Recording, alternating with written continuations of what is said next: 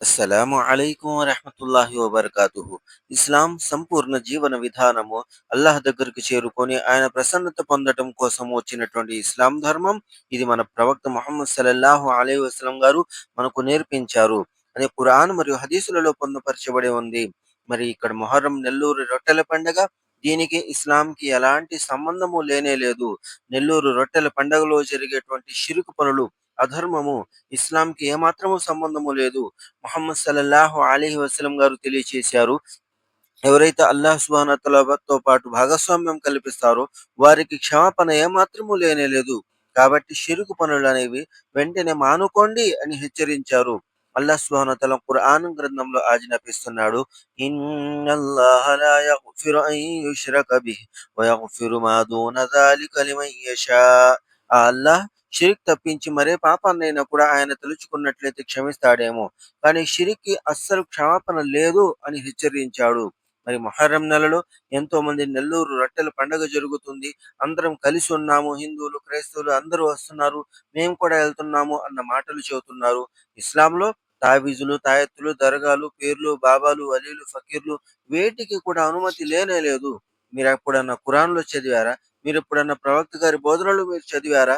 లేదు కదా! మరి చదవకుండానే ఇవి ఇస్లాంలో భాగాలు అని ఎందుకంత గట్టిగా నమ్ముతున్నారు? ముహమ్మద్ సల్లల్లాహు అలైహి వసల్లం గారు మాకు చెప్పారు అని గర్వంగా చెప్పేటట్టయితే అభినందించొచ్చు.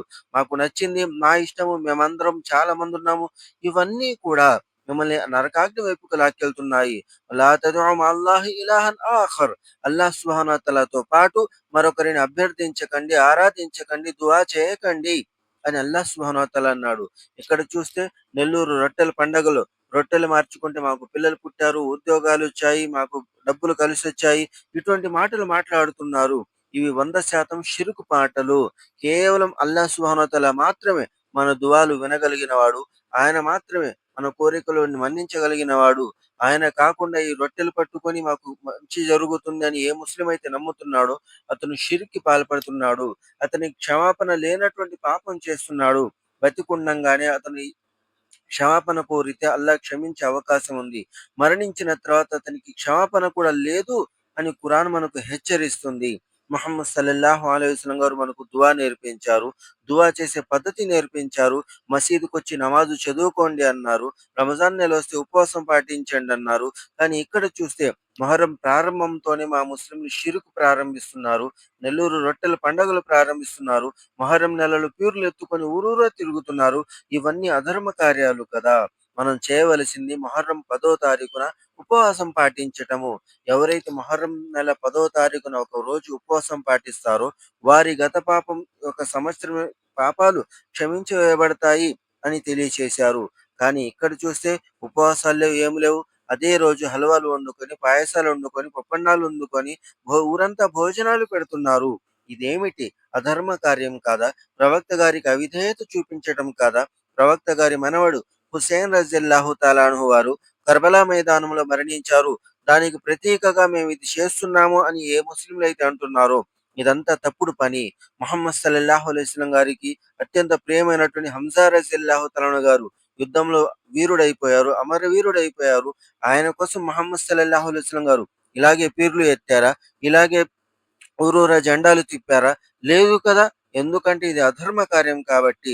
ప్రవక్త గారి కళ్ళ ముందు తనని ఎంతో ప్రేమించేవాళ్ళు ఎంతోమంది మరణించారు. వాళ్ళందరి కోసం చేయని పీర్ల పండగ ఇమాం హుస్సేన్ రజియల్లాహు తాలా అన్హు గారి పేరు తీసుకొని మరి చేస్తున్నారు.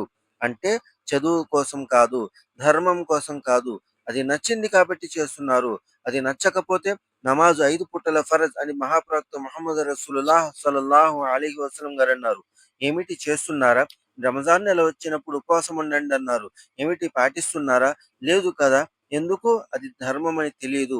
ఇది ఇస్లాం అని తెలీదు. ఏది పాటించాలో తెలీదు. ఏమి నేర్చుకోవాలో తెలీదు.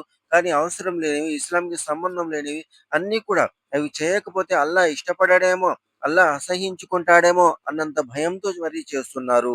ఇది షిరుకు పని. మానేసేయండి. నెల్లూరు దాకా వెళ్తున్నారంటే మీరు అల్లాహ్‌తో పాటు భాగస్వామ్యం చేస్తున్నారు. అల్లాహ్ సుబ్హానహు వ తఆలాకి ఇవ్వాల్సిన హక్కులు మరొకరికి సాటి కల్పిస్తున్నారు. ముహమ్మద్ సల్లల్లాహు అలైహి వసల్లం గారన్నారు, "మన్ అల్లక తమీమతన్ ఫఖద్ అష్రక." ఎవరైతే ఒక తావీజును వేలాడదీస్తున్నారో వారు షిర్క్‌కి పాల్పడ్డారు అని ప్రవక్త గారు తెలియచేశారు కదా! మా పిల్లలు గాని, పెద్దోళ్ళు గాని, ముసలోళ్ళు గాని కాళ్ళకి, చేతులకి ఉన్న దారాలేంటి, ఈ తావీజులు, తాయెత్తులేంటి, ప్రవక్త గారి బోధన దీనికి వ్యతిరేకంగా ఉంటే మీరెందుకు ఈ షిర్క్ పనులు చేస్తున్నారు? ముహమ్మద్ సల్లల్లాహు అలైహి వసల్లం గారు దర్గాలు, పీర్లు, బాబాలు, ఫకీర్ల గురించి ఏమన్నారో తెలుసా? ప్రవక్త గారి భార్యలు ఒక ఆలయాన్ని చూసి అందులో ఒక గొప్ప పుణ్యాత్ముడి శరీరం దఫన్ చేయబడి ఉంది. అతని సమాధి ఉంది. మరియు ఆ సమాధి వద్ద అతని చిత్రపటాలున్నాయి. ముహమ్మద్ సల్లల్లాహు అలైహి వసల్లం గారన్నారు, "ఉలాయిక షిరారుల్ ఖల్క్ ఇందల్లాహి యౌమల్ ఖియామ." ఎవరైతే తమ పుణ్యాత్ములు మరణించినప్పుడు వాళ్ళ సమాధులని మస్జిదులుగా మార్చుకొని వారి చిత్రపటాలు వేలాడదీస్తారో అటువంటి వ్యక్తులు పరలోకంలో అల్లాహ్ ముందు అందరికంటే అత్యంత నీచులు అని ప్రవక్త గారన్నారే. ఈ మాటలు మీరు చదవలేదు. మీకు తెలీదు. అందుకే ఈ షిరుకు పనులు చేస్తున్నారు. అల్లాహ్ మీకు ఇస్లాం యొక్క సద్బుద్ధి, సౌభాగ్యం ఇవ్వాలి. ఖురాన్ చదివే అవకాశం ఇవ్వాలి. ప్రవక్త గారి బోధనలైన హదీసులు నేర్చుకునే అవకాశం ఇవ్వాలి. ఎప్పుడైతే చదువుకుంటామో అప్పుడే ఇవి తప్పని గ్రహిస్తాము. ఎప్పటినుంచో చేస్తున్నాము. ఎప్పటినుంచో చేసేదేంది? ముహమ్మద్ సల్లల్లాహు అలైహి వసల్లం గారు చెప్పిన కాడ నుంచి చేస్తేనే అది ఇస్లాం. సహాబాలు ప్రవక్త గారి శిష్యుల నుంచి మొదలైతేనే అది ఇస్లాం.